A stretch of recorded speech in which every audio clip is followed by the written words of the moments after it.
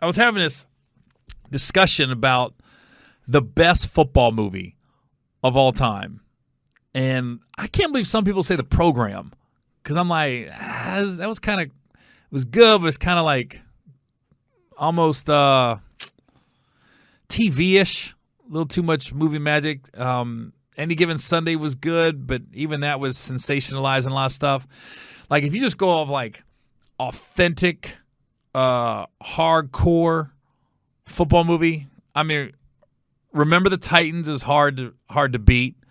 I remember I did a game show with Donald Faison, who was he was Petey in the movie. He started out as he was on offense, and then they moved him to DB. Took Ryan Gosling's spot in the movie. But that movie was really good because it's one of the movies, every time it comes on, you can't turn it off. It's that good. But there's another one that I think, if you want to go like anybody that's played high school football and just authentic and raw, All the Right Moves.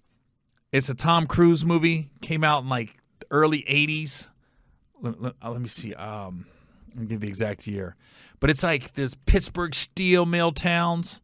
If you haven't seen All the Right Moves and you like football, to me, that's probably the best, just at the core. I think Remember the Titans is probably a little better just entertainment purposes. You can't go wrong with Denzel.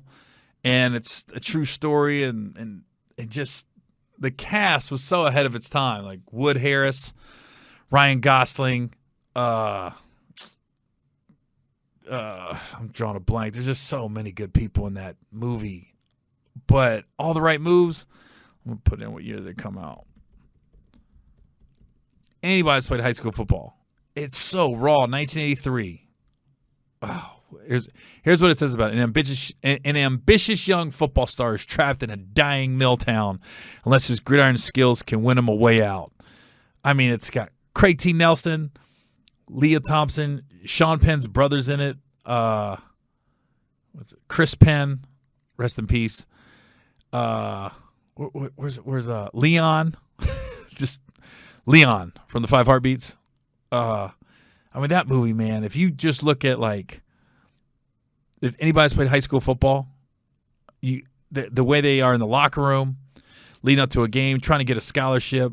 And me growing up in a small town in Ohio, in the Midwest, not Pennsylvania, not a steel mill town, but a small town, knowing, like, you can get stuck in that rut of never leaving your small town. The only way out is football. And, like, at one point, Chris Penn, he's a star middle linebacker, is supposed to go to Penn State or USC to play football. And he makes this announcement, yeah, I'm going to go to Southern Cal. And then his girl gets pregnant, and he's like, I'm not going. I'm not playing football, man. I'm going to be a dad. I got to stay here. I'm going to work in the mill.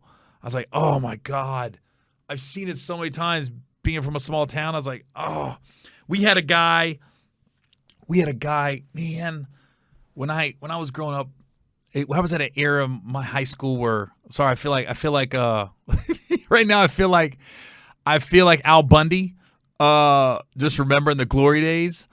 But man, my high school, like my junior and senior year, we had such a good team. We were such a small school, and we had no business beating some of the teams we beat. But we just had a group of the grade ahead of us.